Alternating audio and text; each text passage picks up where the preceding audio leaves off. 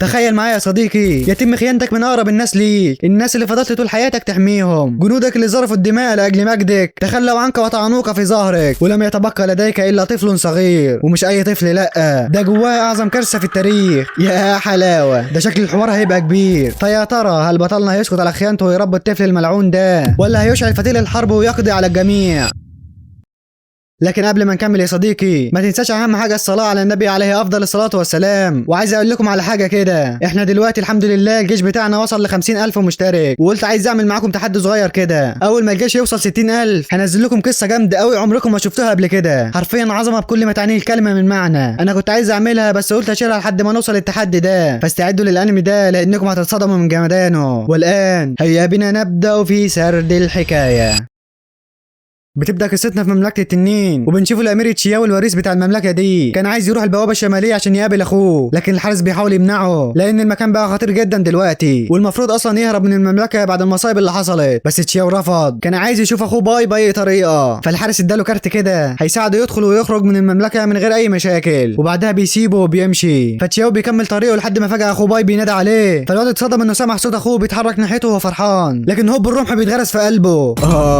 حتى انت يا اخي العزيز جاءني الغدر من الشخص الوحيد الذي لم أتوقعه منه. لماذا يا أخي؟ لماذا؟ فأنت أقرب الناس إلى قلبي. لكن باي كان بيكره أخوه، شايفه ما يستحقش يكون الوريث للمملكة، وتشياو كان مصدوم ومش مصدق إن أخوه خانه هو كمان، فبيتعصب وبيخطف منه الرمح وبيهجم عليه، بس الواد بيتفاداه. بعدها باي بيفعل طاقة التشاكرا وبيسحب الرمح هو كمان، وبيقول له أنا آسف بس أنت لازم تموت عشان المملكة تفضل موجودة. لكن تشياو مش بيخليه يكمل وبيهجم عليه، وبيتبادلوا الضربات، ضربة من هنا على ضربة من هنا، لكن تشياو مش بيقدر وباي بيرجعه لورا، لكنه مش بيستسلم وبيهجم تاني. لكن ساعتها هوب باي بيجرحه في وشه وبيخلص القتال، بيقول له لسه زي ما انت ما اتغيرتش، على طول بتهجم زي الغبي وفاكر ان كل مره هتسلم الجره. لكن انا مش اي حد يا تشياو، المهم انا هعتبر انك ميت وهيتعمل لك جنازه كبيره، بس لازم ما تستخدمش اسمك ده تاني في المستقبل عشان ما تتكشفش، وهسيبك تهرب لمدينه لينجشان وتعيش هناك. بس تشياو بيتعصب وبيحط الرمح على رقبته، بيقول له بشكرك يا جلاله الملك على عفوك ده، بس اعرف ان انا من النهارده متبري منكم، وانسى انكم كنتوا تعرفوا حد اسمه تشياو. وبعدها سابه ومشى، وساعتها بيجي مساعد باي وبيقول له لو الملوك عرفوا انك سبته يهرب هيتعصبوا قوي، لكن باي قال له ما تقلقش، كده كده لما يطلع من المملكه هيموت على طول، وده بسبب الاعداء اللي مستنيين يقتلوه في اقرب وقت. وطبعا يا صديقي انت مش فاهم اي حاجه من اللي بتحصل، فتعالى بقى افهمك. في وحش مرعب كده اسمه كويبا بيتولد كل كام سنه، وبمجرد ما بيظهر العالم بيتخرب وكل حاجه بتتدمر. لكن في الفتره دي من الزمن كان في امير قوي ادى للناس امل انهم ممكن يقفوا قصاد الكويبا، والشخص ده هو تشياو، الامير اللي من قوته كان مرشح انه يحكم الممالك ال11، وبسبب ده الملوك خافوا منه فعملوا مؤامره ضده وخلوا الكل ينقلب عليه ويخنوه. ومش بس كده، دول حبسوه وفضلوا يعذبوا فيه باقصى انواع العذاب، وطبعا اخوه استغل ده عشان يبقى الملك بتاع المملكه، وحتى حب حياته هي كمان اتخلت عنه وما قدرتش تساعده. وساعتها تشياو ساب البلد وكمل رحلته لوحده، ومن وقت للتاني كان بيظهر اعداء كتير بيحاولوا يقتلوه، لكنه فضل يدافع عن نفسه للنهايه. وبعدها اختفى لمده 30 سنه ومحدش عارف عنه اي حاجه. وبعد 30 سنه كده بنشوفه بعد ما عجز وشاب، والناس كانوا مسمينه الشيخ لونج، بس الكل كان بيخاف منه وبيتجنبوه ما عدا واحد كده كان جايب له رمح جديد، وبيتضح انه زي جاسوس كده بيعرفه اخبار المملكه. قال له ان باقي الفتره دي في واحد كارهه جدا وبيتحداه، والشخص ده هو نائب التحالف الاجنبي. وبينما هما بيتكلموا لاحظوا ان في 2 مركزين معاهم، بس اول لما بصوا لهم بعدوا. وقتها تشاو بيسالوا عن الكويبا اللي المفروض ظهر في مدينه لينجشان، فعايز معلومات اكتر عن الحوار ده. بعدها بيروح الغابه يلقط رزقه، واثناء ما هو ماشي هوب سيف طاير بيقطع له السله اللي كان ماسكها، وبيظهر 3 من الجواسيس قصاده، بس الواد عرفهم انه مش عايز مشاكل وممكن يدفع لهم فلوس ويرجعوا مكان ما جم. لكن ال3 رفضوا والقائد بيهجم عليه، بس تشاو سحب السيف منه، وساعتها ال2 اللي معاه بيهجمهم هم كمان، بس تشاو بيصد الهجوم وبوم بيقطعهم لاشلاء. الله عليك يا ابني الحلاوه دي. بعدها بيكمل طريقه ولا كأن حاجه حصلت. بعد شويه كان دفن الجثث وواقف زعلان لانه مش عايز يقتل حد، بس الجاسوس بتاعه عرفه انه لازم يدافع عن نفسه والا هيموت، وعشان كده تشاو بقى مضطر يقتل اي حد يقرب له. بعدها بيرجع بيته ولقى هناك خنجر متثبت وراه رساله، وساعتها بيحسب حد وراه فبيسحب سلاحه بسرعه، والشخص ده كان متشعلق في السقف وبيراقبه، وتشاو ما كانش عارف يحدد مكانه، وهوب بيهجم عليه بس تشاو بيقطعه بسرعه، وبيتضح انه مجرد طائر، لكن في حد كان فعلا بيتحرك حواليه بسرعه مرعبه وما كانش عارف يحدد مكانه.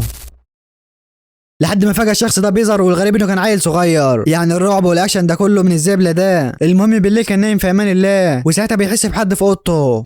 مش هنخلص بقى. وبيظهر الواد الصغير، وما كانش لوحده المره دي، ده جايب معاه واحد يقتل تشياو. والواد اصلا بيتصدم لما لقاه ماسك سيف وما كانش فاهم حاجه، عكس تشياو اللي كان عارف انه جاي يقتله، فخبى الواد وراه. والشخص ده طلع قنبله كده ورماها في كل مكان في الاوضه، وفجاه بيطلع منها صدى صوت قوي جدا، وده شتت تشياو اللي ما قدرش يتحرك. والقاتل استغل ده وبيهجم عليه عشان يقتله. ولما الطفل حاول يحميه، الواد بضربه لزقه في الحيطه، لكن ساعتها تشياو بيفوق وبيصد ضربته، بس في حاجه بتجمده مكانه. والقاتل استغل ده وكان هيقطع رقبته، لكن هوب بطيخه بتلبس في وشه وبتجيب اجله، وبيكون الطفل اللي رماها عليه عشان ينقذ تشياو. وطبعا الواد كان خايف وافتكر انه قتل الراجل، لكن تشياو طمنه وشكره انه انقذ حياته. وبعدها راح يفتش القاتل، والطفل بيقول له انا اسف والله ما اعرفش انه كان عايز يقتلك، هو قال انه صاحبك وعايز يشوفك. وقتها تشياو بيطلع ورقه من جيب القاتل عليها صورته، وبيطلع ان في مكافاه على راسه. بعدها بقى بياخدوا الجثه عشان يدفنوها. وفي الطريق كده تشياو بيسال الطفل عن اسمه، لكن الواد ما كانش ليه اسم ولا يعرف حاجه عن نفسه. بعدها بيرجعوا البيت، وتشياو بيقول له ليه بتيجي تضايقني كل شويه؟ فقال له من ساعه ما جيت البلد وكله كان خايف منك ومعتبرينك قاتل، فقررت اتحداك وتاكدت انك راجل عجوز وطيب. المهم بقى بما ان الواد يتيم وملهوش بيت، فتشياو قرر يعيشه معاه. والواد كان فرحان جدا بدل ما كان بينام في الشارع. بعدها الواد لاحظ ان عيون تشياو مش بتتحرك زي ما يكون اعمى، ودي الحقيقه يا صديقي. تشياو مش بيشوف، بس باقي حواسه قويه جدا، عشان كده دايما حاسه السمع عنده شغاله وبيحدد مكان خصمه. وتشياو قال له انت بتبات في الغابه مش كده؟ كان في وحش صغير زيك اسمه لين، عمري ما عرفت اصطاده، فهسميك على اسمه، ومن النهارده اسمك لين. ومن وقتها يا صديقي تشياو بقى ابو لين، وعمل له اوضه في بيته وجاب له العاب وكان بيهتم بيه، وكمان كان بياخده يدربه على الصيد والقتال. بعدها بياخده على مكان زي الجسر، وبيبدا يشرح له تقنيه التشاكرا، والتقنيه دي هتساعده يحس باي حاجه حواليه. وبيبدا يرفع ايده والواد بيقلده، فتشياو عرف ان كل ما كان اقوى كل ما يحس بالتشاكرا بشكل اسرع، ومن خلالها يعمل اهتزاز قوي في المكان. وبعدها بيفعل التشاكرا والواد بيراقبه وهو مظلوم، وبيحاول يجرب هو كمان، والصدمه انه نجح من اول مره. يا حلاوه. تشياو كان مصدوم وبيطلب منه يعيدها، وفعلا الواد بيستعد وهوب بيزلزل المكان كله، لدرجه ان تشياو اترعب من القوه اللي جواه، وساعتها عرف انه مش طفل عادي لا. بعدها بيرجعوا على البيت، وتشياو بيقابل الجاسوس اللي كالعاده بيحكي له عن اخبار المملكه، بس المره دي تشياو ما اهتمش. فالواد قال له ممكن ندفع فلوس لواحد يراقب باي، انا سمعت انه بسبب التحالف هيضطر يسافر كتير. لكن برضه تشياو ما اهتمش وما بقاش عايز يعرف اي حاجه عنهم، وكل همه دلوقتي انه يهتم بالطفل لين. وبالليل كده بينيمه على السرير، وبياخد الرساله اللي متعلقه وبيطلع يقعد مع نفسه. بيفتكر كلام اخوه زمان اللي قال له مستحيل اسيبك وهفضل معاك للابد، ولا شعبه اللي كانوا بيحبوه بيدعموه دايما، بس دلوقتي ما عندوش حد غير لين، عشان كده رمى الرساله. لكنه فجاه حس بقوه مظلمه في المكان، وساعتها بيلاقي دخان احمر طالع من بيته. ولما دخل اتصدم من اللي شافه، طاقه مرعبه كانت بتطلع من جسم لين، وساعتها عرف ان لين هو المضيف الجديد للكويبه.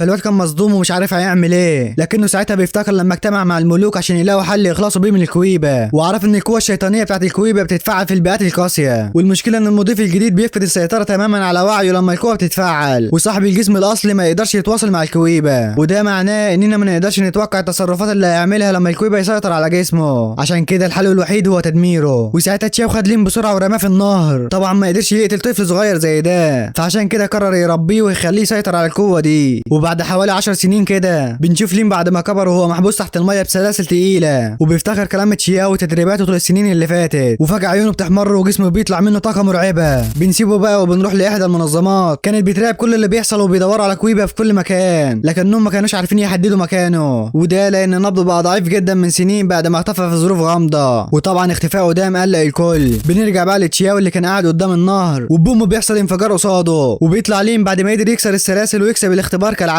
لكن تشياو عرفه انه كذاب وبيقول له فين المفتاح، بس لين بيقول له يا عم انا كسبت الاختبار، بتسال عن المفتاح ليه دلوقتي؟ وبيتضح ان السلاسل دي تشياو عملها مخصوص عشان يختبر لين، اللي في كل مره بيفتحها بالقوه من غير ما يلاقي المفتاح. لكن تشياو كان عايز يستخدم قوته الحقيقيه ويشغل دماغه، يعني مش مجرد عضلات وخلاص. المهم بعد شويه ابطالنا بيروحوا السوق، ولين كان زي تاجر كده بيلف على الناس يبيع بضاعته والكل كان بيحبه، عكس تشياو اللي كانوا بيخافوا منه. وفي مكان تاني كان في طفل بيبص لامه بخوف، والغريب ان الوليه جسمها بيتحول وبيطلع منه حاجات غريبه. بس خلونا نرجع للواد لين اللي كان بيراقب اب بيلعب مع بنته، وطبعا الواد يتيم وحتى تشياو ما دلحوش كده وهو صغير، لكن تشياو ما اهتمش وقال له خد البتاعه دي حطها على عينك، وصعب الاختبار عليه اكتر وجاب له فاكهه كده وقال له فعل طاقتك وما تخليهاش تنفجر منك. بس المشكله ان الفاكهه دي طريه جدا واي حاجه ممكن تفجرها، وطبعا ده مستحيل على لين لانه بيستخدم طاقه التشاكرا واللي بتخلي قوته اكبر بكتير. لكن ساعتها تشياو رماها في السماء ونزلها على ايده من غير ما تنفجر، وطبعا الواد بيتصدم، وتشياو عرفه انه لو عايز عايز ما يكسرهاش، لازم يتحكم في قوته كويس ويعتبرها كانها حاجه غاليه على قلبه. وبالفعل لين قرر يجرب وتشاو بيغطي عينه وكمان سابه يمشي لوحده، بينما تشاو بيرجع البيت لكنه بيقف فجاه لما بيحس ان في حد بيجري ناحيته، بس طلع حد يعرفه واسمه مينج، جاي يعرفه انه دلوقتي على قائمه المطلوبين ولازم يهرب من البلد بسرعه. ومش بس كده، ده في طاعون انتشر في البلد بسبب الكويبه ووصل حتى للقريه هنا. لكن ساعتها تشاو بيسمع صوت جوهره غريبه فبيقول له ايه اللي معاك ده، فعرفه انه واقي من العدوى واغلب الناس لابساه دلوقتي، وكمان بيكشف مكان الكويبه. وطبعا تشاو بيقلع على لين وقبل ما يتحرك بيحس فجاه بتعب شديد وبيقع على الارض، وبيتضح ان هو كمان اتصاب بالمرض. وفجاه بيظهر قصادهم ناس من اهل القريه متصابين بالطاعون هم كمان، واللي كان جايبهم واحد اسمه هويا، جاي عايز ياخد تشاو عشان يساعده يتحرك ناحيه الحدود يمكن يهربوا من الطاعون. بس مينج رفض يتحرك، خاصه ان هويا عايز مصلحته مش اكتر. وساعتها تشاو حاول يقاوم لكن مجرد ما استخدم قوته المرض انتشر في جسمه اسرع. وقتها مينج بيوقفه وعرفه ان التشاكرا هتزود انتشار المرض، فلازم يسمعوا كلام هويا ويوصلوا للحدود، وبعدها بقى هيتصرفوا ويهربوا منه. وفعلا تشاو وافق بس قبلها بيرسم رمز على الارض، وده عشان لين لما يوصل يفهم اللي حصل. وبعد شويه بنروح للين اللي كان ماشي على مهله وهو لسه مغمى عينه، لكنه فجاه بيسمع صوت حيوان بيتحرك بسرعه مخيفه ناحيته، فالواد اترعب وما كانش عارف هيعمل ايه. بس فجاه بيظهر واحد قصاده وبيضرب الوحش، وطبعا الفاكهه وقعت من لين واتفجرت، فبيعتذر له عن ده وبيسيبه وبيمشي. والغريب ان هو كمان كان بيستخدم التشاكرا، وده خلى لين يشك فيه، فبيرجع بسرعه على البيت وبيدور على تشاو في كل مكان لحد ما لاحظ الرمز اللي على الارض، فبيجري في الغابه بسرعه. وبيتضح ان زمان تشاو رسم له الرمز ده وقال له لو في يوم رجعت للبيت وما لقيتنيش ولقيت الرمز ده لازم تهرب من البيت باقصى سرعه، وهتلاقيني سايب لك فلوس كتير تحت الدولاب تاخدها وتهرب واوعى ترجع تاني. وطول السنين دي لين ما كانش يعرف مين عدو تشاو وليه هربان وله اعداء كتير، فعشان كده بيقلق عليه وبيجري يدور عليه في الغابه. وبنروح لتشاو اللي كان هو وكام واحد من القريه ماشيين على الجسر مع جنود هويا لحد ما فجاه بيقف قصاده لين اللي رفض يتخلى عنه.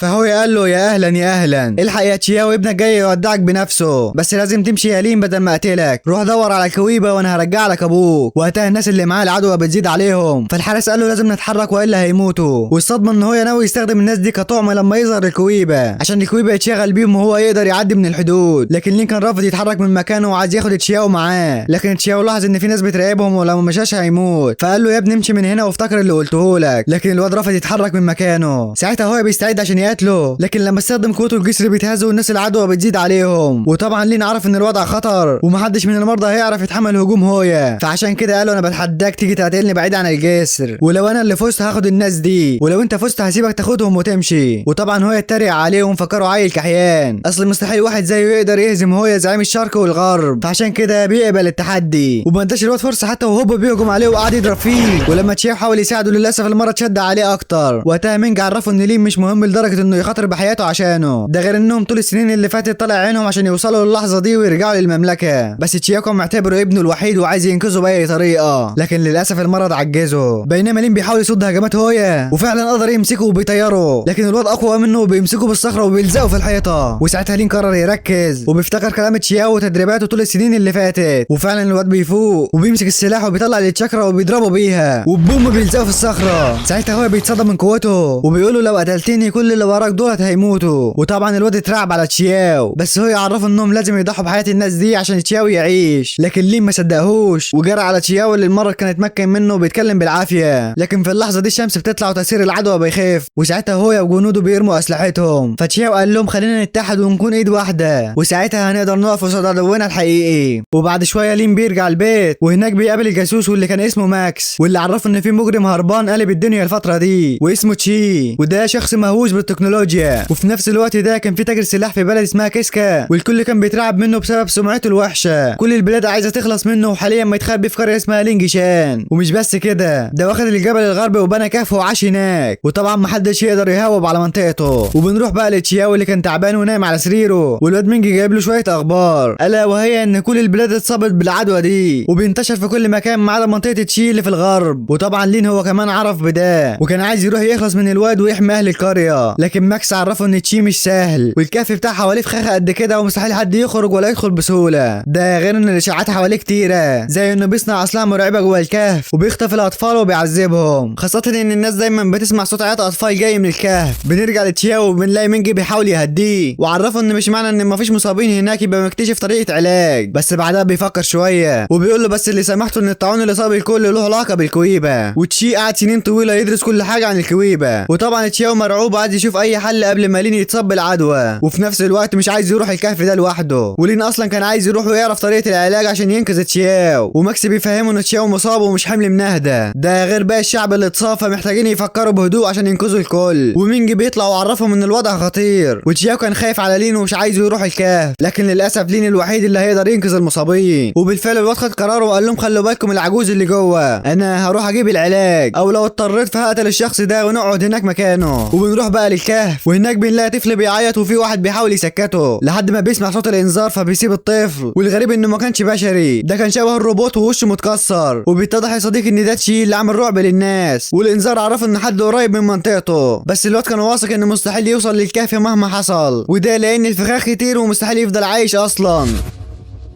وبنروح لبطلنا اللي قدر يوصل لبوابة الكهف، واول لما دخل البوابة اتقفلت وراه، لكن الواد ما اهتمش وكان عايز يحدد اماكن الفخاخ، وبالفعل قدر يحددهم وحاول يتخطاهم، لكن هوب اسلحة كتيرة بتطير ناحيته من كل مكان، بس الواد بيتفاداهم، لكنه بالغلط داس على فخ تاني وفجأة سام بتترمى عليه من كل مكان، بس لين كان جامد وبيتفاداهم كلهم، لكن بوم فخ تاني بيلبس فيه فبيحاول يطلع منه بصعوبة. وتشي كان بيراقبه وهو مبسوط وواثق انه مستحيل يتخطى كل الفخاخ، لكن فجأة بيجيله انذار ان الكويبة في المكان، فالواد ما كانش مصدق انه ظهر بعد السنين دي كلها، وبيجري بسرعه بيبدا يجهز كل الفخاخ وانظمه الامان، وبوم انفجار قوي بالحته بتتكسر، والواد كان مرعوب ومش شايف حاجه من الضلمه، وفجاه بيلاقي لين واقف وراه وبيقول له ازيك يا صاحبي. وتشي ما كانش عارف الواد اتخطى كل الفخاخ امتى، والاهم الكويبه ما ظهرش ليه، ولا يمكن الواد اللي قصاده ده هو نفسه الكويبه، فبيقول له انت اصغر بكتير من اللي كنت متوقعه وكمان بشري، لا غريبه دي. بس لين ما كانش فاهم هو قصده ايه، فبيعرفه انه عايز بس طريقه لعلاج الطاعون، وده عشان ينقذ تشياو واهل قريته،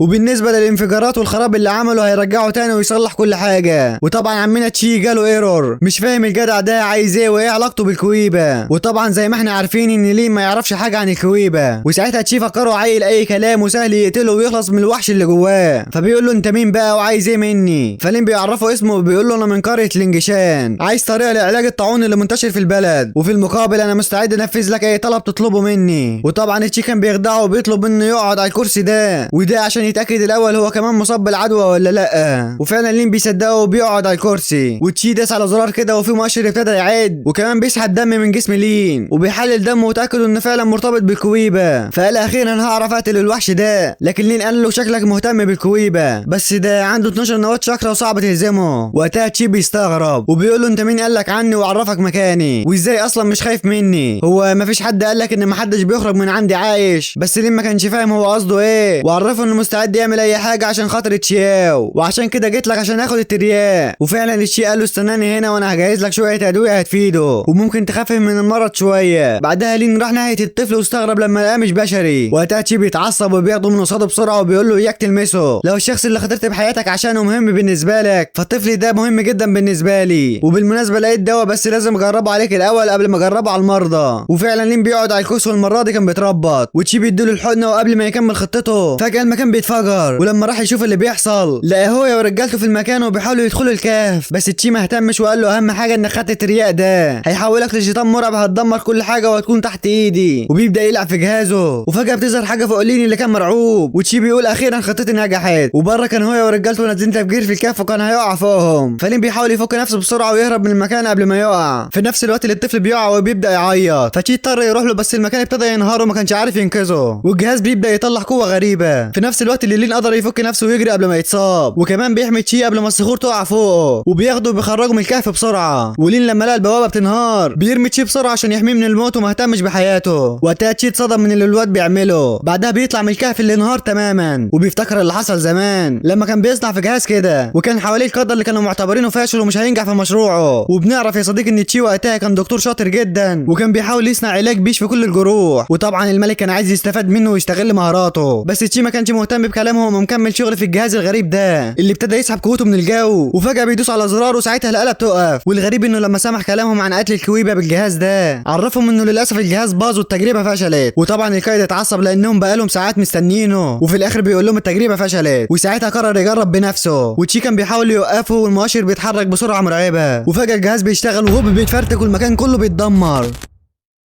فالقائد قرر يعاقبه وياخد كل الاجهزه بتاعته. ومن بعيد كان في ست وابنها، ولما شافت فشله وسابته ومشيت، بينما الطفل فضل مكانه. والغريب انه كان شبه الطفل اللي شفناه من شويه، ولما شاف اللي بيحصل بيجري على تشي واللي بنعرف انه ابوه. وقتها الطفل بيقول له هو مين الكويبه ده، وليه كلكم عايزين تقتلوه حتى انت كمان. فابوه عرفه انهم عايزين يخلصوا منه لانه بيسبب الدمار في كل مكان، ولو مات كل حاجه هتتحل. فالطفل قال له انا واثق فيك انك هتنجح وتقدر تقتل الكويبه. وبننتقل لمشهد تاني للطفل وهو بيتسلق مكتبه ضخمه كده، لكنه ساعتها بيقع على الارض. فابوه بيجري بيه والواد كان متصاب اصابات خطيره، وبينما هو متألم بيقول له امتى يا بابا هتقتل الكويبه. بس تشي قال له يولع الكويبه واي حاجه تخصه، اهم حاجه انت دلوقتي اوعى بس تفقد الوعي وانا هنقذك. بس للاسف الواد ساعتها بيموت. وبنرجع للحضر عند تشي اللي بيقول اخيرا ابوك قدر يقتل الكويبه. طلع مش قوي زي ما توقعت وسهل يتخدع بالكلام، ده كان جاي يطلب مساعدته وما يعرفش انه يقدر يعمل اي حاجه بكل سهوله. الكويبه خلاص مش هيدمر العالم، اخيرا حلم حياتي اتحقق وخلصت عليه. بس ليه انا حاسس بالذنب بدل ما اكون فرحان. وفي الحقيقه يا صديقي لين كان صعبان عليه جدا، مش عارف ازاي الشيطان زيه عنده عيله واهل خايف عليهم، وكمان خاطر بحياته عشان ينقذهم، وفي الاخر هو تسبب في موته. والواد هو كان متعصب من لين عشان ما سمعش كلامه، وهو في الاخر مات. وبيدي اوامر لرجالته عشان يقبضوا على تشي ويجبروه يصنع الترياق. لكن فجاه بيظهر لين من وسط الحطام، وكان شايل الطفل وسط صدمه الكل، وبيدي لتشي وبيقول له ما قدرتش اخرج من غيره، ده ابنك الوحيد، وانت من النهارده صاحبي وهتساعدني انقذ اهلي زي ما انقذت ابنك. وبنشوف بعدها لين وهو واقف على البحيره، وساعتها بيشوف بنت جميله في المكان،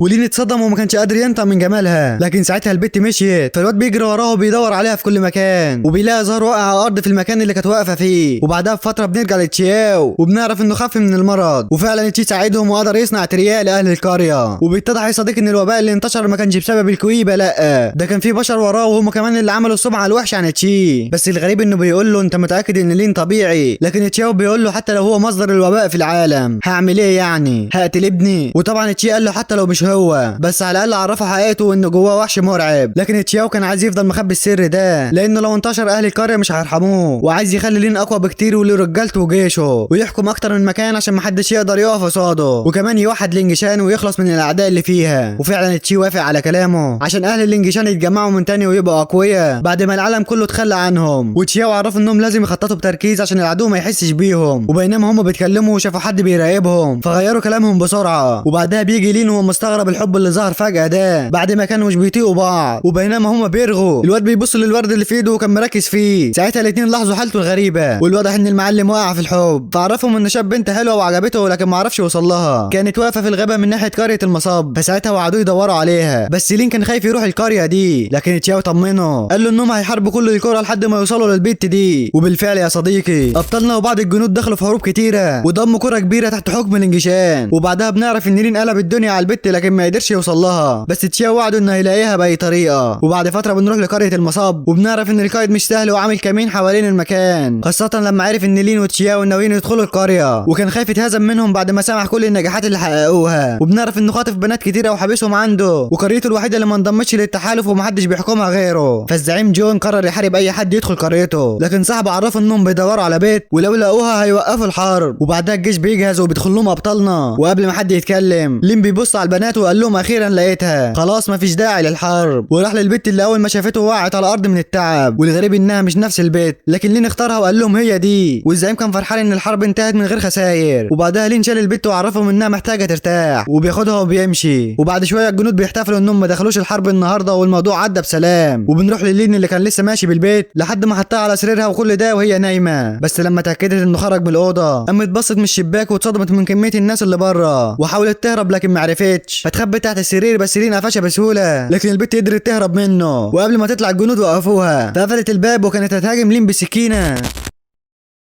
لكن الواد كتفها وعرفها انه بيدور عليها من زمان، وكل الحروب دي بسببها. والصدمه لما قال لها انه عارف انها مش نفس البت اللي بيدور عليها، بس لو كنت قلت كده الحرب كانت هتكمل وناس كتير هتموت. انا عايزك تمثلي معايا بس كام يوم انك هي، وانا والله مش هاذيك ولا اجبرك على حاجه. وبيدي لها اكل وعرفها انه كام يوم وهيمشيها ويرجعها لبيتها. لكن البت كانت عايزه تعرف ليه اختارها هي بالذات، فقال لها واحده شكلها وحش وفقيره، حتى لو هربت محدش من الجنود هيساعدني تاني ولا يدور عليكي. وفعلا البت وافقت بشرط انها اخرها 3 ايام، وبيتضح انها من عيله بسيطه جدا بره البلد وهي اصلا مش عايشه هنا. وبنعرف بعدها ان اسمها لينجو. ولين قال لها روحي نامي بقى، ولو حصل حاجه بالليل ناديني انا هكون بره. وبنروح بقى للقاده اللي مش عاجبهم اللي حصل وحاسين بالغدر، وجون كان ناوي يغدر بيهم ويعرفهم مقامهم. تاني يوم لين بياخد البت وبيتمشوا في القريه والكل بيرحب بيهم، وطبعا مستغربين شكلها، كانوا مفكرينها ملكه جمال بعد الحروب دي كلها. بعدها بياخدها المكان كده عامل مسابقه على بيضه الحصان الذهبيه، ودي بيضه نادره جدا بس بشرط ان الشخص يتحمل يشيل اوزان تقيله. ولين معاه 2 كمان بيشاركوا في المسابقه، وبيتحط عليهم الواح كتيره اكتر من 150 لوح. وساعتها اول واحد وقع وظهره اتكسر، فالبت خافت على بطلنا اللي بيزودوا عليه الالواح هو والواد التاني، فراحت للبايع ترجع له البيضه وقالت له هننسحب، لكنه ساعتها رفض. وبعدها بشويه شخص تاني وقع وخلاص ما فضلش غير بطلنا، لكن برضه البايع رفض يوقف المسابقه لحد ما يشوف اخره. فالبت راحت له وقالت له خلاص كفايه. بس عمنا لين كان جامد، قام بسرعه وشال كل الالواح بايد واحده، وبكده طبعا كسب المسابقه. وطبعا لينجو سابته ومشيت وهي متضايقه، لكنه حاول يهزر معاها وقال لها تفتكر البت هتطلع حصان فعلا. وبينما هم ماشيين بيرغوا والبت كانت عايزه تهرب من البلد باي طريقه، لكنها فجاه لقت جدتها قصادها وعرفتها انهم هيجهزوا لفرحها على لين. ولما الواد رجع البيت لقى هدايا كتيره من اهل القريه، وتشياو عرف انهم مش هينفع يلغوا الحفله، الناس بيحبوك وعايزين يحتفلوا بيك. وبالفعل بالليل اتعملت حفله كبيره غرضها توحيد القريتين، لكن في الحقيقه جون كان ناوي على الغدر. وبنروح لعربيه الفرح اللي كان فيها لينجو، وفجاه في اشخاص هجموا على العربيه وقتلوا كل الجنود وخطفوا البيت. وبعدها بنشوف واحد جرى للحفله وعرفهم ان العروسه اتخطفت ومش لاقيين العريس. وبنروح لابطالنا وبنعرف ان المقنع اللي قتل الجنود هو لين، وخد البت على حصانه وهرب من القريه كلها، وده عشان ما يجبرهاش على الجواز، ووصلها لحد البحر واداها البيضه وهربها من البلد كلها. وبعد ما بقت بعيده عن المدينه بنلاقيها دخلت من بوابه سحريه، وفجاه منظرها اتغير وبيتضح انها نفس البت اللي كان قلب الدنيا عليها، وكمان بتشتغل للمملكه عشان يوقعوا الكويبه. لكنها طولت في رحلتها وما نفذتش المهمه، بس البت ما اهتمتش وكانت هتمشي. لكن فجاه البيضه بدات تفقس. بنروح بقى عند تشياو اللي كان بيفتكر ذكرياته مع لين لما كان طفل، في نفس الوقت اللي لين كان ماسك ورقه وبيفكر في خطته الجديده. بنسيبهم بقى وبنروح بعدها ل2 من القاده، كان فيهم واحد شبه تشياو شويه، وكان معاهم اداه كده اسمها كيوتوكي، ودي بتقدر تسيطر على الكويبه وترجع النظر للاعمى. وعشان كده مملكه التنين قررت تبعت اجمد محاربينها لمملكه الوحوش عشان يشاركوا في المسابقه الكبيره هناك. بس المشكله ان مملكه الوحوش دي ناس مش تمام، والغش عندهم بيعتبروه نوع من انواع القوه والذكاء. وبنروح للين اللي قرر يشارك في المسابقه، لكن ساعتها جهاز الانذار قفشه، فالناس شكت فيه وافتكروه حرام وسرق دعوه المسابقه، لولا الواد سو اللي صد هجومهم وعرفهم ان الواد ده تبعه. وبيتضح انه نفس الشاب اللي لين خبط فيه في الغابه. المهم قدر يسلكوا من الجنود ودخلوا المملكه، وبيسالوا بيعمل ايه في مملكه الوحوش، فلين عرفه انه هيشارك في المسابقه ويهزم الكل، وكمان هيتحداه في قتال. بعدها بنروح لباي اللي كان معاه واحد مقنع وبيعرفه انه مش قادر يوصل لمينج، خاصه بعد ما وصل له اشعار البطوله. وباي بيقول له اتاكد ان محدش يطلع عايش من ساحه المسابقه، احنا هنعمل مذبحه جماعيه للكل.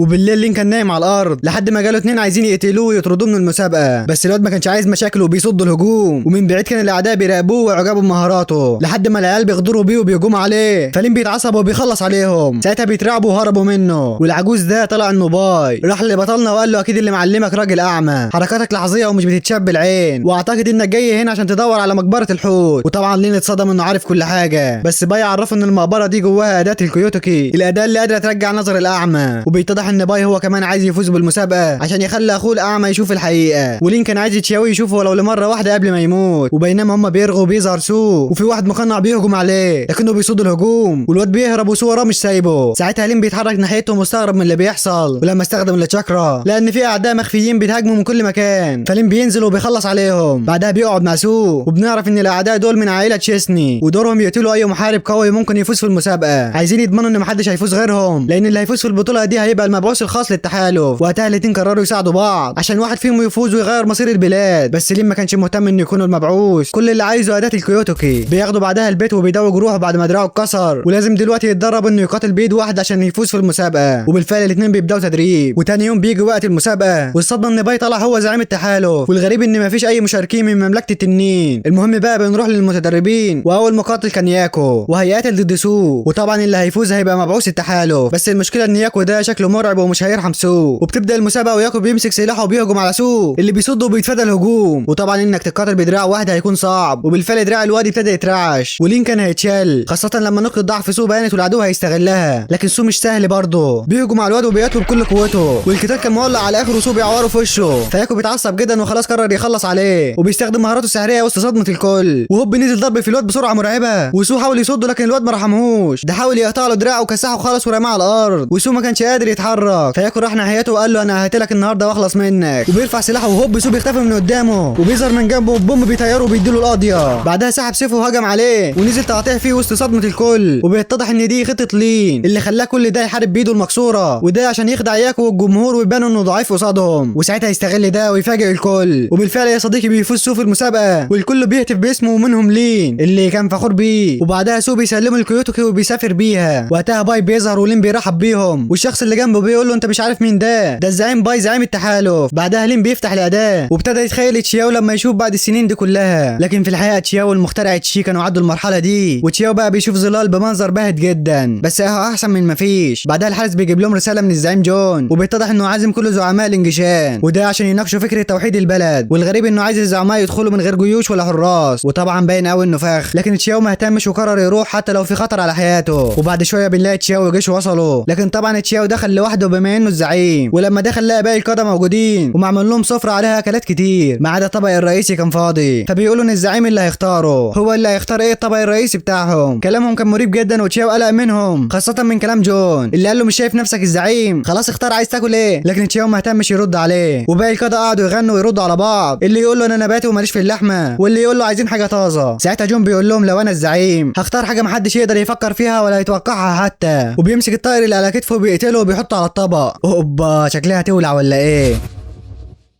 بس تشياو ولا اتهز وقال له يعني عامل الشويتين دول عشان تبين انك جامد وتكون الزعيم. طب يا عم الزعيم ايه خطتك؟ ناوي على ايه انت ورجالتك؟ فعرفوا انهم عايزين يبنوا مدينه خاصه بيهم وتكون بعيده عن حكم الممالك وقرفهم. وطبعا تشياو عرفوا ان ده مستحيل، الممالك اصلا عاملين المدينه دي ليهم عشان مستحقريننا، فمستحيل يقفوا على حاجه زي دي. لكن جون عرفوا ان بالفعل حد من التحالف اتواصل معاه وفي امل ان العالم يتغير ويسيبوا لهم المدينه. بس تشياو قال له ده في المشمش يا حبيبي، مفيش حاجه هتتغير الا لو كلنا اتحدنا وقتلنا سوا. لكن عشان يستنوا الاوامر من التحالف والمملكه فهيفضلوا طول عمرهم عبيد. وطبعا الكلام ما عجبش باقي الزعماء، خاصه لما عرفوا ان جون اتواصل مع التحالف وده يعتبر خيانه. لكن الواد ما سكتش وطلع لهم رساله من زعيم التحالف شخصيا مكتوب فيها ان الشخص الاعمى ده هو الامير تشياو، الامير اللي اختفى من سنين. وتشياو ما انكرش ده وقال لهم انا الامير تشياو. يا ترى ايه اللي مكتوب بقى في الرساله دي؟ وعرفوا ان الزعيم بيطلب من تشياو يرجع لمملكه التنين من تاني. ايوه يا صديقي، الشخص اللي اسمه بايو كان شبه تشياو ده هو نفسه اخوه اللي غدر بيه من سنين. وطبعا صدمه كبيره للكل، خاصه انهم مفكرين ان الامير ميت، لكن تشياو قال لهم انه بيكره اخوه عشان غدر بيه زمان وطبعا مستحيل يرجع له، لكنهم كانوا عايزين العلاقات ترجع من تاني عشان الكل يستفاد. ساعتها تشياو قال لهم لو عايزين ارجع يبقى ترجعوا معايا كلكم، ما هي مصلحه مشتركه بقى، فيا اما نرجع كلنا للمملكه يعني نقسم نصين والدنيا تخرب. بس المهم هو جون الرساله دي وصلت له ازاي؟ وفعلا الكل بيشكوا فيه، اصل يا اما الرساله دي اي كلام وكان بيكذب عليهم يا اما متحالف مع المملكه وبيخونهم من البدايه. لكن جون مش بيسكت وقال لهم انه من زمان بيدي رشاوى للمبعوثين اللي شغالين في الانجشان، ودول دورهم انهم يوصلوا الرسائل من المملكه للمدينه. والرساله وقعت في ايد واحد واداها لجون، وقتها كلهم قرروا يثقوا في الامير تشياو ويكونوا معاه. لكن جون قال لهم ده اقوى مننا بمراحل حتى هو اعمى، وطبعا مش هيحتاج لينا، بس لو عايزنا نثق فيك يبقى تشرب الكوبايه اللي قصادك دي، فيها ماده بتقلل القدرات شويه، اكيد مش هسمك ولا موتك يعني. وطبعا كلهم قالوا له يشرب لو واثق فيهم زي ما وثقوا فيه. فساعتها تشياو قرر يشرب الكوبايه، وطبعا كوتو قالت وقعد على الكرسي والعيال كانوا مبسوطين على الاخر. بس جون ما سكتش برضه، قال لهم مش مضطرين نخاطر عشانه، احنا مالنا هو اللي هربان لوحده، وبعدين ما تولع البلد باللي فيها، اهم حاجه مصلحتنا. وما اكتفاش بكده، ده هو مساعدينه بيقولوا ان تشياو من البدايه عايز يغزو العالم، وده عشان ينتقم من اخوه ويثبت له انه قوي، لكن ولا يهمه تحالف ولا البلد اصلا، وده لانه معاه اكبر قوه في الكوكب. وبيقول لهم ده كمان معاه قوه الكويبه المرعبه، والواد لين اتربى على ايد الكويبه وتعلم مهاراته، وعشان يثبت لهم انه صح جاب واحد من اللي لين ضربهم قبل كده، والواد قال لهم ان لين قوته مرعبه، لين هو الكويبه اللي بندور عليه. فتشياو قال لهم تعرفوا ايه عن الكويبه اصلا؟ تعرفوا ايه عن لين عشان تتهموه بالشكل ده؟ بس جون ما سكتش وابتدى بيلعب في عقلهم. عرفهم ان كل المشاكل هتتحل لو سلموا الكويبه للتحالف. وبره المكان بنلاقي هويا وتشي كانوا قاعدين خايفين من اللي بيحصل، خاصه ان هويا من البدايه شاكك في الناس دي، وجات له اخبار من رجالته ان في حوار هيحصل النهارده. فتشي بيتمنى ان العلاج اللي عمله لتشياو يجيب نتيجه، لانه اداله تريقه كده عشان لو حصل خيانه ولا غدر يعرف يلم الليله. وبنرجع لتشياو اللي كان بيتنفس بصعوبه من اللي شربه، وبيتضح ان كلهم خدعوه، وبينما هم شمتانين فيه تشياو اصلا ما كانش مركز معاهم وبيفتكر لين. وفجاه في قوه بتطلع من ايده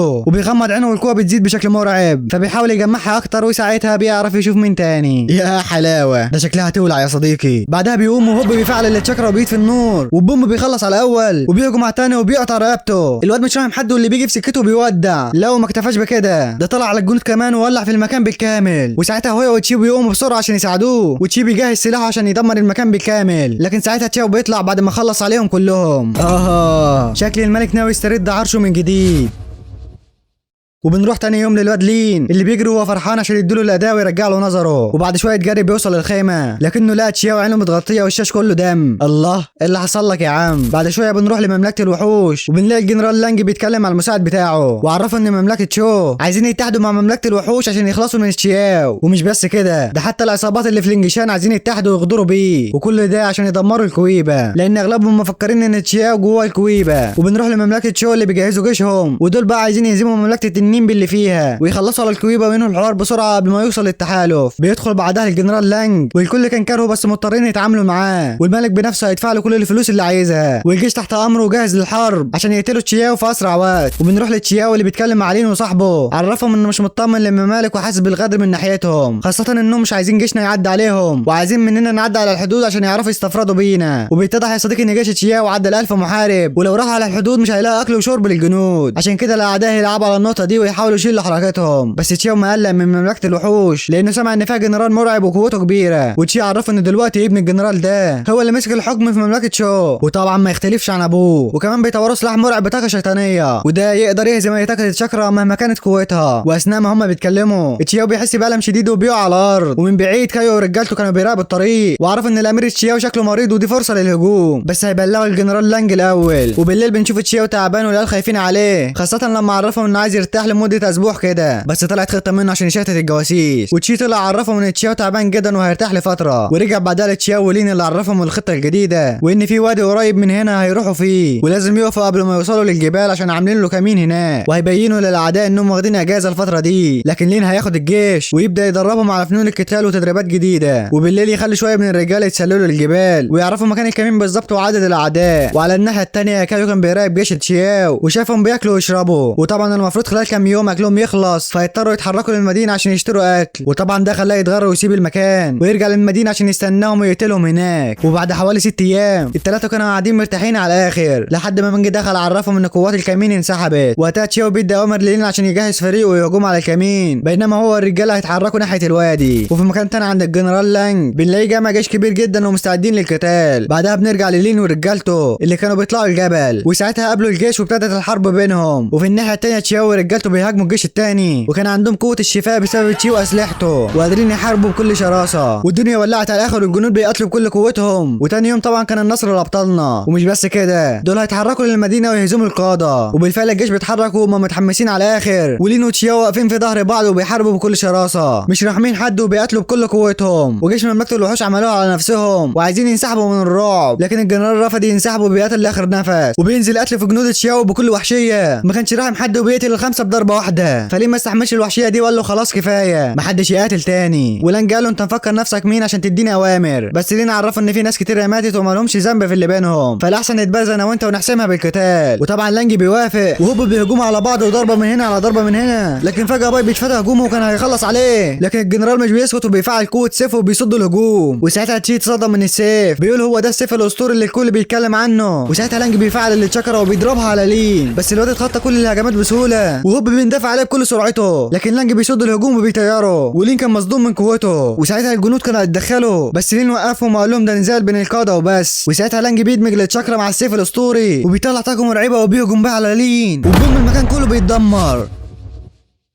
لكن باي بيقوم في طاقه مرعبه بتطلع منه، وهوب بينقض على لانج وبيمسكه من رقبته وبيخلص القتال. وساعتها الجنود بيهللوا من الفرحه، وبعدها لانج بيطلع له حاجه كده وبيقول له بما انك فزت فخد ده. بس اللي ما كانش فاهم حاجه، فتشي شرح له بما انه هزمه في المبارزه فلازم المهزوم يسلم الوسم بتاعه لخصمه. بس اللي ما كانش فاهم هيعمل بيه ايه يعني، فتشي قال له بترميه في الارض، ودي بتكون اهانه لصاحب الوسم هو ومملكته، وهيبقى عار على مملكته الوحوش، وطالما الوسم اتاخد منه دي اهانه كبيره كانه اتقتل بالظبط. لكن لين بيديله الوسم تاني وقال له خليه معاك ما يلزمنيش. بس لانج بيتحنى له وبيقول له اتمنى ترحم جنودي، هم ما لهمش علاقه باللي بينا. لكن جيش لانج ما استحملوش وكانوا عايزينه يقف وما يهينش نفسه بالشكل ده، بينما جيش لين عايزينه يرمي الوسم ويذلهم اكتر، خاصه ان مدينه لينجشان الوحيده اللي معهمش وسم والكل بيذلهم بسبب كده. بس لين ما رضاش يعمل كده واداله الوسم وقال لهم احنا مش محتاجين نعمل حاجه زي دي، احنا بنثبت للعالم كله اننا اقوياء بقوتنا مش بالطرق الرخيصه دي. وفعلا قدر يقنع الجنود وبيوافقوا على كلامه. وقتها تشياو اخيرا بيتحرك ناحيه لانج اللي اتصدم انه واقف قصاد الامير تشياو بعد الحرب دي من غير ما يموت. ساعتها لين بيقومه وبيقول له انت فعلا قوي جدا، وده مش بسبب السلاح، انت فعلا اقوى مني، ايه رايك تبقى القائد معانا وتساعدنا في الحروب؟ وقتها لانج بص لهم وقام رامي الوسم وقال لهم انا تحت امركم من النهارده انا وجيشي. وبالليل لين كان قاعد يرتاح بعد الاصابات اللي اتصابها، وتشياو دخل يطمن عليه، لكن تشي قال له يا عم ده عيل عفريت كل جروحه اتشافت فما تقلقش عليه. ولين كان مبسوط انه قدر يفتح 6 بوابات الشاكرا وكان مستعد يكمل قتالات تانية، لكنه بيتعب فجأة وبيتألم الحركة. فتشياو قرر يديله 3 ايام للتعافي وما يتحركش فيهم من مكانه، وعرفه انهم داخلين على ايام سودة الفترة الجاية وما فيهاش راحة فلازم يستعدوا كويس. بنعرف بعدها ان بعد المعركة الكبيرة اللي حصلت اللي بين جيش لينجشان ومملكة شو، وطبعا اللي انتهت بهزيمة الجنرال على ايد لين، بس الغريب ان الملك ما بعتش اي قوات تنقذ الجيش ولا يوقف حتى هجوم لينجشان على اراضيه، وجيش تشياو كان مكمل طريقه وكل شوية يدخلوا المملكة يكسحوها ويضموها لجيشهم. لكن بعد فترة ظهرت ازمة كبيرة، الاكل اللي معاهم خلص وكل لما يدوروا على ارض للزراعة يلاقوها خربانة وما يقدروش يزرعوا فيها، وللاسف الاكل اللي معاهم يا دوبك يكفيهم 3 ايام. وتشي عرفهم ان اقرب بلد على بعد 10 ايام ماشي، والباقيين قعدوا يفكروا هيعملوا ايه، خاصة ان اغلب الجنود تعبوا جدا. ولين قرر ياخد شوية من الجيش ويرجعوا لمملكة شو يجيبوا اكل من هناك بما انها اقرب مملكة ليهم. لكن ساعتها بيظهر هويا وبيعرفهم ان لها طريق على الجانب الشمالي للجبل وهناك في قرية واكيد فيها اكل. ومن غير تفكير لين بيصدقه بيقرر يروح لوحده وقال له ارتاح انت وانا هجيب لكم الاكل اللي عايزينه. وتشياو قال له خد معاك فلوس كتيرة، لو وافقوا يبيعوا لك خير وبركة، ما وافقوش يرجع تاني. وبالفعل لين بيتحرك وهو بيضحك بخبث على نجاح خطته. بعدها بنروح للين اللي بيوصل عند القرية، والغريب انها مدمرة على الاخر، بس الواد ما اهتمش وكمل طريقه. وقدام شوية بنلاقي واحد بيوزع الاكل على الناس، وبيتضح انها قرية كحيانة اصلا ومش بياكلوا غير مرة واحدة في اليوم، والراجل ده هو اللي بياكلهم. ومن بعيد لين كان بيراقب وعرف انهم مستحيل يساعدوه، دول عايزين اللي يساعدهم، فكان هيمشي لولا انه سمع واحد من الحراس بيزعق لعجوز كان عايز ياخد اكله ومعهوش فلوس، والراجل قعد يتحايل عليه لحد ما الحارس ضربه. وساعتها حفيد العجوز بيحضنه وابتدوا يعيطوا، فلين ما استحملش وجرى عليهم وزعق للحارس قال له ما لسه الرئيس بيقول ان الاكل هيكفي النهارده، ليه بقى بتحرجهم بالشكل ده؟ فالحارس عرفه ان الراجل ده وحفيده مش من القريه، يبقى ليه خاطره يدوا له اكل ما يمكن يطلع مجرم. ساعتها لين بيتعصب وبيفعل التشاكرا وقال له غور من وشي بدل ما اوريك من المجرم النهارده. وفعلا الواد بيجري ولين اخذ الطبق وراح لزعيم القريه عشان يحطوا له اكل للعجوز وحفيده، وبالفعل اخذ الطبق واداه للطفل. وبينما هما بيتكلموا لين لاحظ ان هو بيتسلل للقريه من غير ما حد يلاحظه، فيا ترى بيعمل ايه بالظبط؟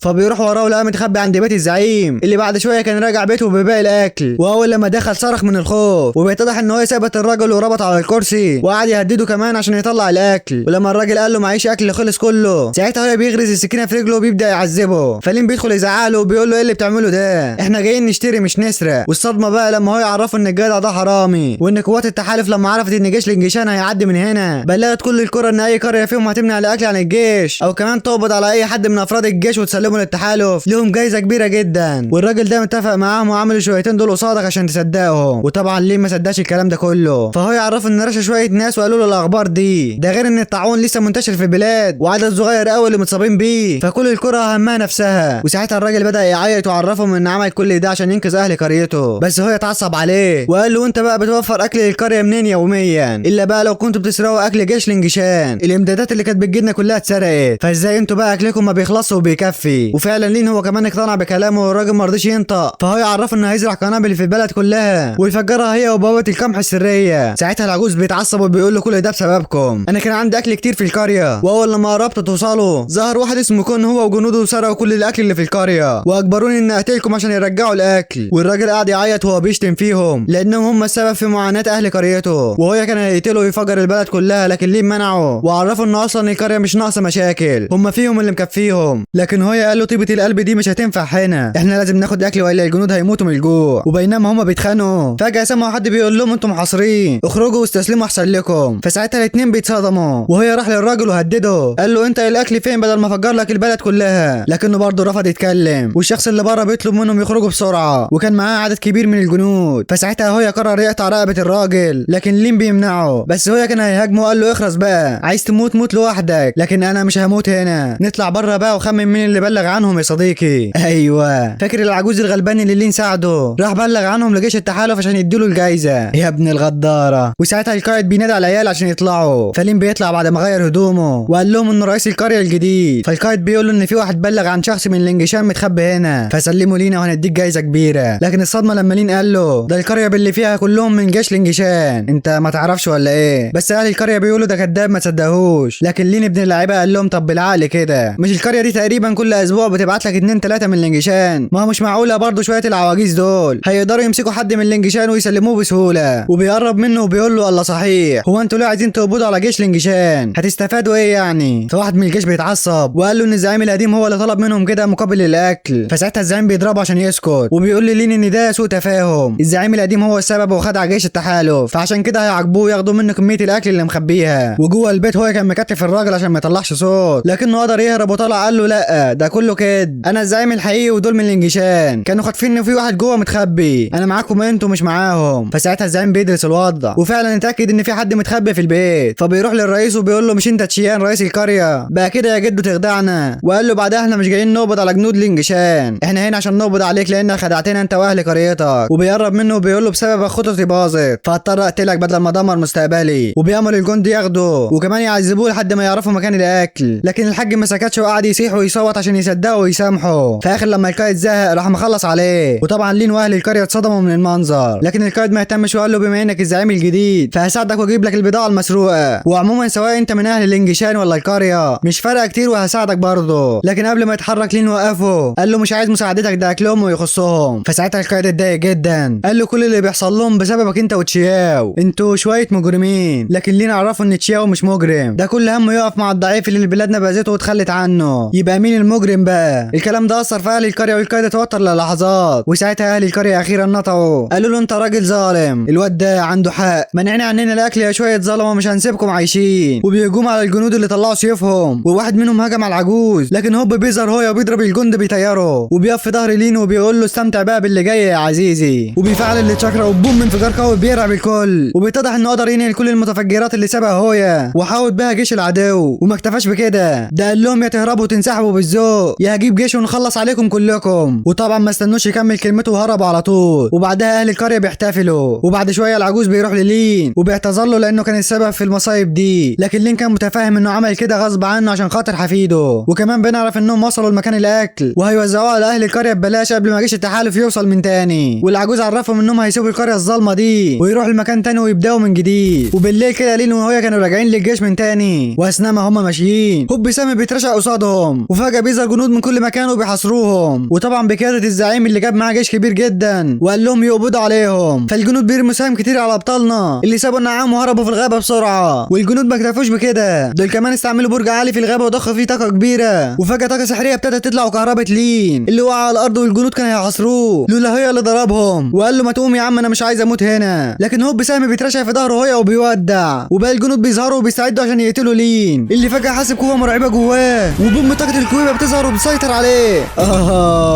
لقد حلت الكارثه.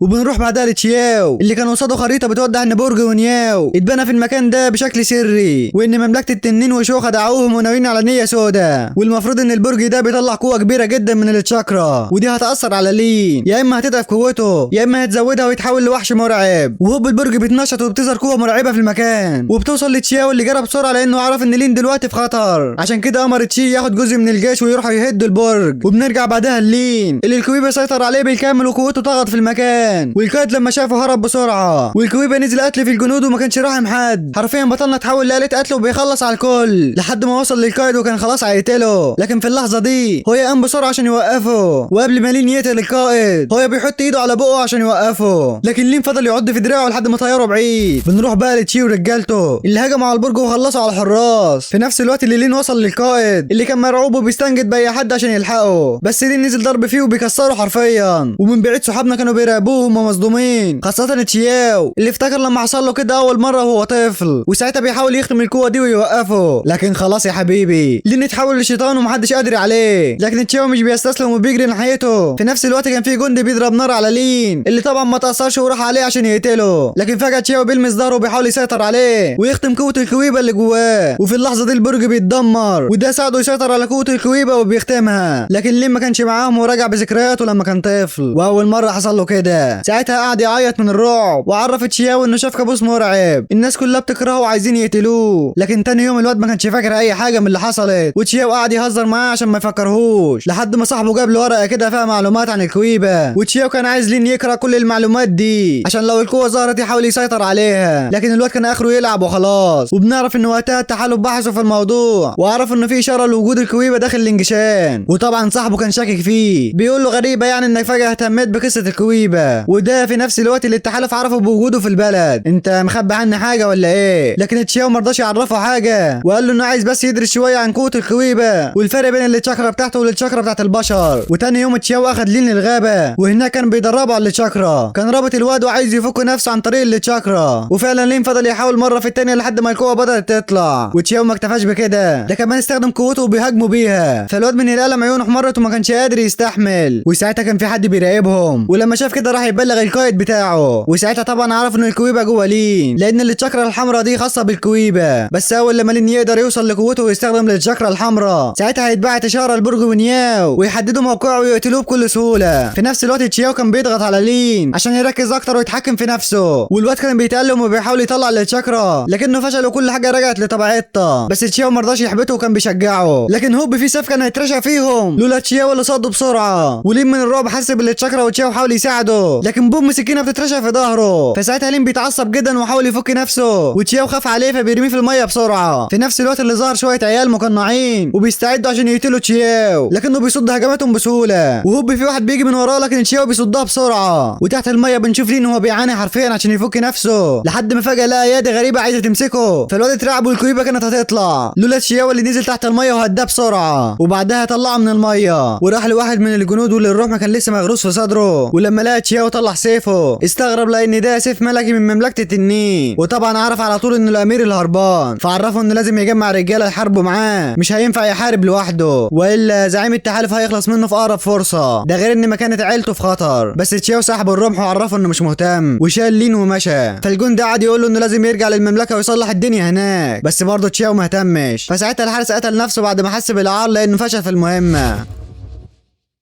بعد شويه تشياو كان شايل لين، واثناء ما هما ماشيين في الغابه لين فاق وعرفه انه هيكمل تدريباته ويبقى قوي عشان يحميه، لانك السيد بتاعه لازم احميك من اي خطر. وقتها تشياو وقفه على الارض وقال له انا مش السيد بتاعك، انا بهتم بيك لانك جزء من عيلتي، انت ابني الوحيد. بنسيبنا بقى من الذكريات دي وبنرجع للوقت الحاضر، وبنلاقي لين نايم على سريره وتشياو واقف خايف عليه، بينما مينجي كان متعصب جدا وقال له انت خدعتني، ازاي خليتني اساعد الكويبه طول الفتره دي؟ بس تشيو والزعيم لانج كانوا متقبلين الوضع وعايزين يساعدوه قبل ما التحالف يوصل له، لكن مينج كان متعصب على الاخر وعايز يقتل لين، وشايف ان دي مخاطره كبيره على تشياو وممكن يتاذى بسبب كده. بس تشياو ما كانش مركز معاهم وبيفتكر كلام هويا قبل ما يموت، عرفه انه مبسوط بالوقت اللي قضوه سوا ولازم لين يعيش ويحموا لاخر نفس. فساعتها تشياو قال للانج يتاكد ان حقيقه لين ما حدش يتكلم عنها نهائي في الجنود، مش عايزين اي حد يفتح بقه، وبكره نتحرك في 3 اتجاهات عشان نحمي البلد، بينما تشي هيقعد هنا ويحمي لين من اي خطر. فتشي عرفه ان يدي لين دواء يهدي التشاكرا عشان ما يحصلش اللي حصل من شويه. والغريب بقى ان تشياو بيطلب من مينج يساعده يكتب رساله ويبعتها لاخوه باي بيطلب فيها انه عايز يشوفه. بعد شويه بنروح للين اللي يا دوبك لسه هيفوق، هوب حد بيهاجمه بالسكينه لكن الواد مسكها في اخر لحظه، وبيتضح ان مينج اتجنن وعايز يقتل لين، قال له لازم اقتلك، لازم نخلص من الكويبه. وطبعا لين لسه ضعيف وبيفتكر شويه من اللي حصل في المعركه فبيضعف وبيستسلم لمينج، وقبل ما يقتله هوب الرمح بيتغرز في صدره، وبيتضح ان تشياو هو اللي قتله، وبيقول له لسه غليت ثقتي فيك وخنتني. وطبعا مينج ما كانش عايز يخونه، هو كان عايز يحميه باي طريقه، وراه وبيقول له انا مش عايزك تحط ايدك في ايد الكويبه لانه هيتسبب في موتك. لكن تشاو قال له انت غلطان، الكويبه هو امل الامبراطوريه، انتوا اللي اغبياء ومش بتفكروا وماشيين ورا اللي بيتقلكم وبس. وبعدها بيسحب الرمح وبيقتله. تاني يوم بيروحوا يدفنوا جثته جنب هويا، وبنعرف ان لين هرب ومش عارفين يختفى فين لانه ما قدرش يفضل وسط الجيش بعد ما عرف حقيقته. بس الغريب ان تشاو قال لهم احنا لازم نمشي من هنا، هنروح لمملكه تشاو ونخلص من كل اللي بيحصل ده في اسرع وقت. ومن بعيد لين كان بيراقبهم وسمع كل كلامهم. بعدها بيسيبهم وبيروح لحافه الجبل وبيفتكر كلام مينج وانه لازم يموت قبل ما يدمر العالم. ساعتها لين بيحرك رجله وكان ناوي يموت نفسه، لكن فجاه بتظهر لينج وبتجري عليه عشان تمنعه، لكنها بتخبط فيه وبيقعوا هما الاثنين من فوق. لكن الحمد لله بينزلوا في الميه، ولين بيحاول يفوقها وما كانش عارف يتصرف، وكل شويه يسمع خطوات في الغابه ولما يبص ما يلاقيش حد. وقبل ما يقرب من البيت هوب حد بيخبطه في وشه. وبعد شويه كانوا قاعدين هما الاثنين ومعاهم الحيوان الاليف بتاع لينجو، وكانوا بيتخانقوا مع بعض على مين اللي انقذ التاني. وبعد شويه خناقه بيكملوا طريقهم. وطبعا ما ننساش ان البت دي جاسوسه وهنعرف عنها اكتر كمان شويه، كانت بتحاول تاخد معلومات من لين عن تحركات الجيش واذا كان فعلا له علاقه بالكويبه. وطبعا لين استعبط وقال لها كويبه مين، فلينجو عرفته ان الكويبه كل هدفه يدمر نظام العالم. لكن لين قال لها انه بيكره النظام والدنيا دي، اي حد مش معاه واسمه او قوته منخفضه بيعاني، وحتى الكوي مش مرتاح في حياته وبيتحول لشخص قاسي وظالم. ساعتها لينجو عرفته ان كل ده ما كانش موجود في البدايه، بس الملك هو السبب في كل المصايب دي، هو اللي اخترع الاوسمه والمسميات دي. لكنها قالت له انت مالك بالكلام ده، مش كنت بتدور على حبيبتك وبتحارب عشانها؟ بس لين عرفها ان كل ده حجه للقتال مش اكتر، وللاسف مضطرين يستمروا في الحرب، وحتى لو حاول ينسحب مش هيقدر لانه لازم يدعم تشاو ويقف جنبه، ده الشخص الوحيد اللي رباه واهتم بيه، فمهما حصل مش هيتخلى عنه. بعدها بيسالها بتعملي ايه هنا ورايحه لمين، فعرفته انها رايحه تزور واحده صاحبتها. فلين قال لها خديني معاكي وما تقلقيش مش هعمل اي دوشه واحميكي كمان. وبعد شويه بنلاقيه في بيت صاحبتها ومخلص على الاخضر واليابس واكل يجي 20 طبق لوحده. وبعدها قال لهم عايزين نساعدكم في ايه مقابل الاكل ده. وقتها الست بتبص لجوزها اللي قرر ينفخ لين ويخليه يكسر خشب، وفعلا الواد مسك الفاس وبدا يكسر. وصاحبه لينجو كانت مستغربه من هبل لين، بس هو هيساعدهم في الشغل. بعدها البت بتقول للينجو انها حامل ومبسوطه بحياتها، وبيتضح انها اميره زي لينجو، لكنها اتخلت عن هويتها واتجوزت شخص عادي. وقالت لها لما تحبي لين هتعرفي معنى كلامي وهتكونوا مستعده تضحي بحياتك عشانه. وفجاه البت قعدت تصرخ وشكلها كده هتولد.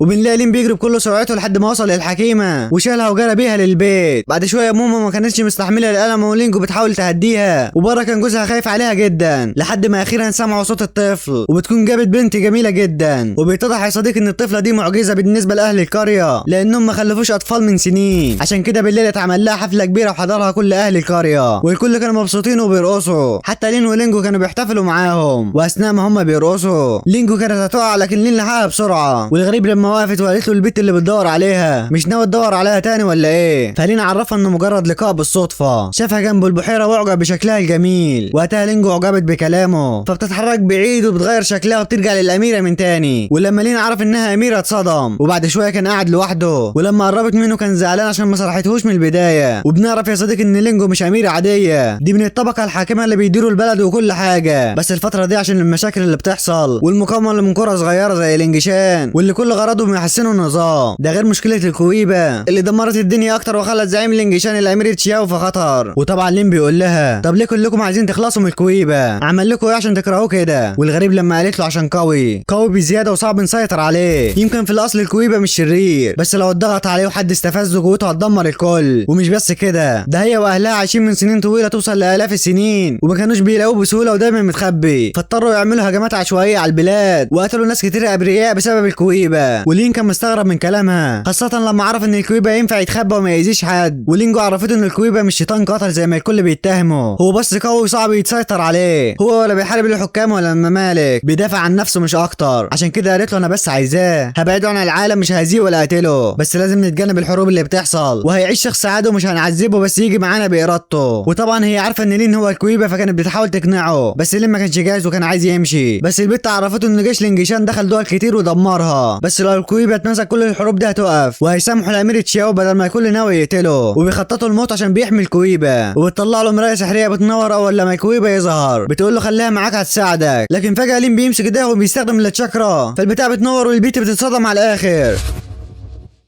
ولحد هنا بيخلص الجزء الاول يا صديقي. حرفيا اللي شفته لحد دلوقتي كوم واللي جاي كوم تاني خالص، فاستنى الجزء الجديد لانه هيكسر الدنيا. وحتى لقائنا القادم، يلا سلام.